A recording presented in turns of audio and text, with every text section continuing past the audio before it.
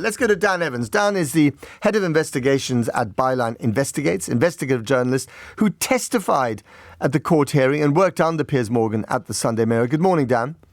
Good morning. How are you? I'm very well, thank you. It's good to have you on the programme. We're going to speak about the future of all this, as I've just indicated. But I want to just start off with your own role at the Sun and the Mirror. How did you get into all this?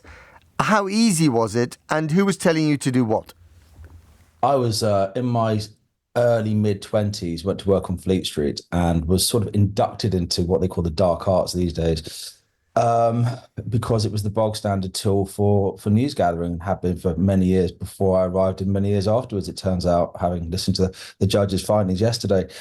And it was a fairly it was a fairly straightforward thing to do, essentially.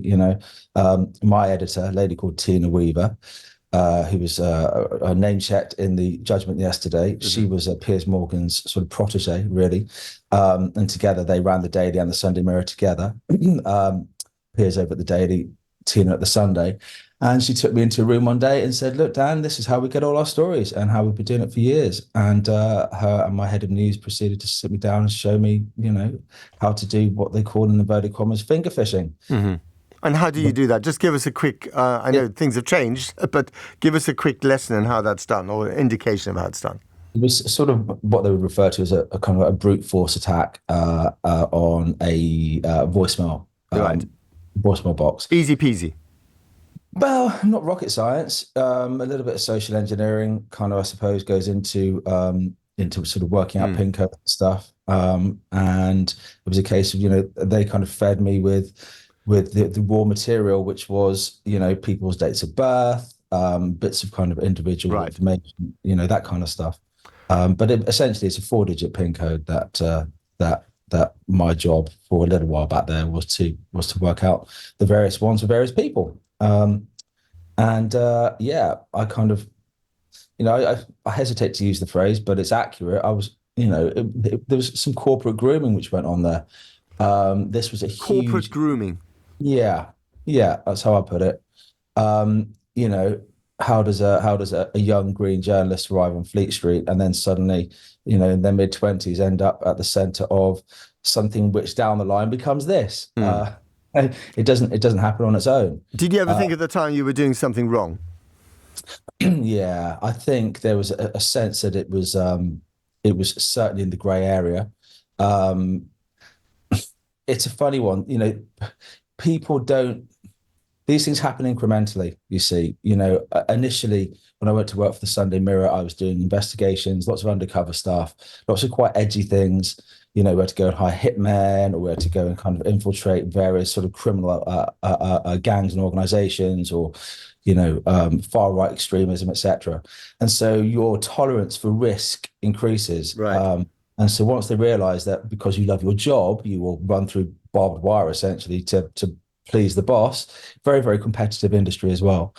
It kind of slowly but surely, it's easier to ask people to do more and more extreme things. So eventually when they sat me down and said, "Look, this is how the industry actually operates," it was not a huge leap for me to kind of go, "Oh, okay, boss, sure," but at the end of the day, the people who showed me were the people to whom I looked up the most in the industry, the most industry. So, and just briefly on this, Dan, did Piers Morgan, as the editor of the paper that you worked for, ever tell you directly this is what you need to do?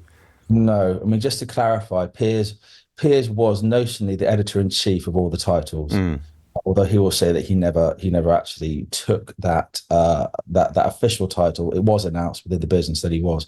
So he and Tina had overarching kind of editorial control, and they were like a sort of a dynamic duo rolled out to kind of, make the Mirror Group newspapers a success.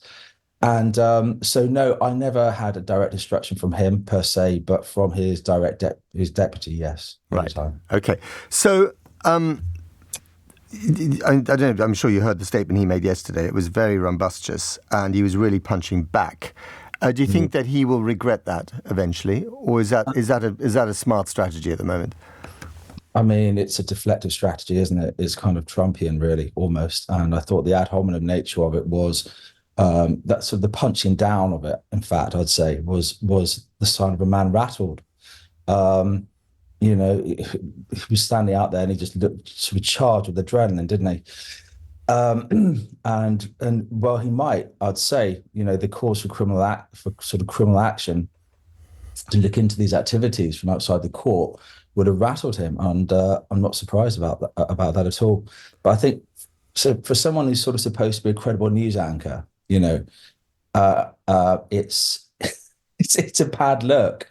And it's interesting as well that for Piers, you kind of look around him and the people who employ him.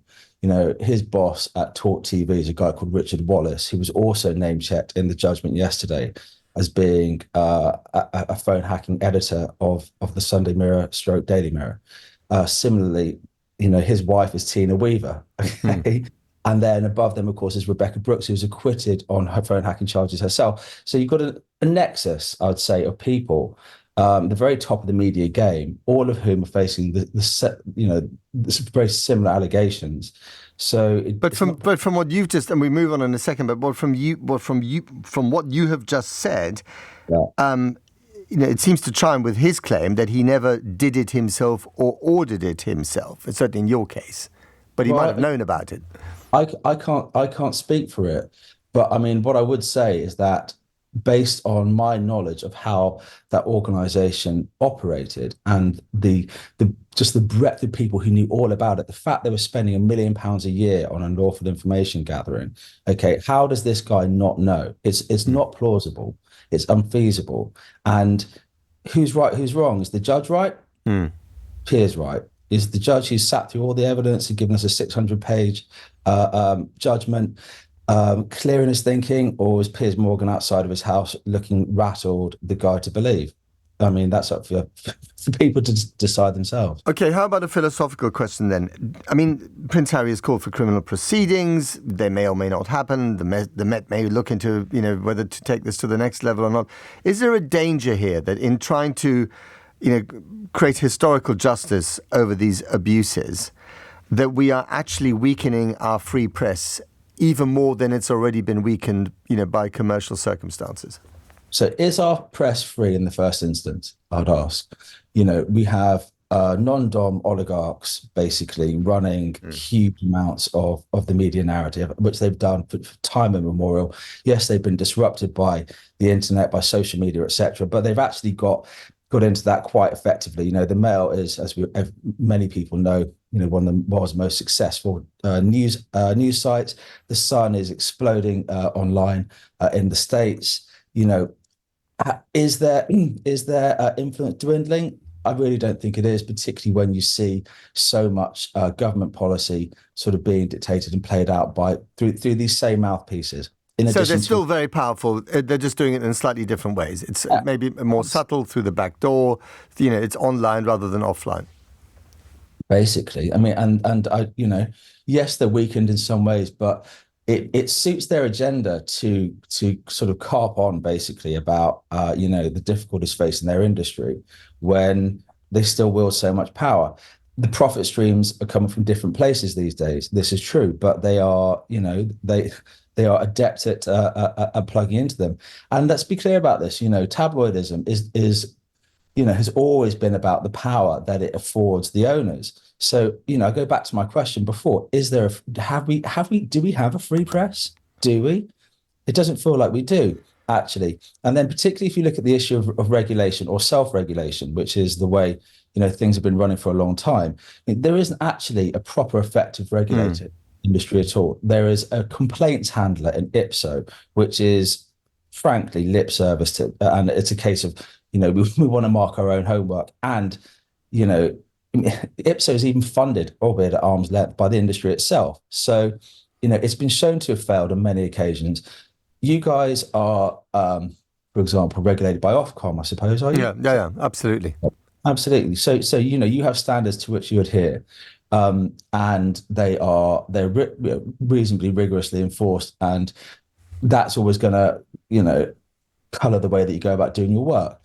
Why not have something like that for the press industry? Why would it have to be state control or whatever, as the the complaints are always sort of so volubly heard from that industry. It doesn't need to be that way.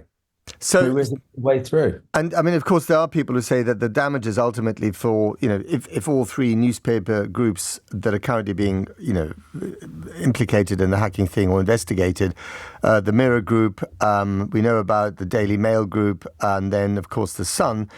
There are some people who say the damages could be so enormous it could sink all three of them. Do you think that's actually likely? Probably not. Maybe for Mirror. Mirror's got issues. I mean, its market capitalization isn't huge by comparison, to say, for example, the Mail. And they don't have, huge oligarch money behind them. And the Mirror is going to face big issues because shareholders were misled. And this is the only left-leaning tabloid newspaper we have. I mean, that's the other thing. I mean, okay. I mean, yeah, I guess that another way to look at that is that there are opportunities in that market to provide the right kind of news if somebody wants to do it. Final and brief question to you, Dan. I mean, when I first heard about the hacking scandal, when was it, 12 years ago or so, I thought, apart from the moral question and, the appalling fact that someone could intrude into your private life like this, I just thought, for journalists, it's also cheating. I mean, to find out a good story, as you're trying to do now with your, with clean investigations, is bloody difficult. Excuse my French. And they were just cheating. They were getting straight into the inner core of someone's soul through their phone. And how hard is it to do this job in a clean way? Oh, it's much easier than doing it in a dirty way because you have a clean conscience and you can enjoy it. I mean, I love my job. I always have done. So to have been subverted in my 20s in this way was a bit of a cross to bear, really. So it's been a nice journey, really, to be able to come back and do what I consider to be worthy and ethical journalism. That is really important, and that's what we deserve as a people. Britain deserves a strong, robust, healthy, sort of agenda-free press, and it doesn't have it at the moment. And so there are big questions which are emerging from this judgment yesterday, from what the Duke of Sussex is doing, and they're profound. And do you think, just very briefly, that any criminal proceedings would actually help the mission of kind of righting the wrongs that you talked about? I think that it's good for democracy that the rule of law applies to everybody equally.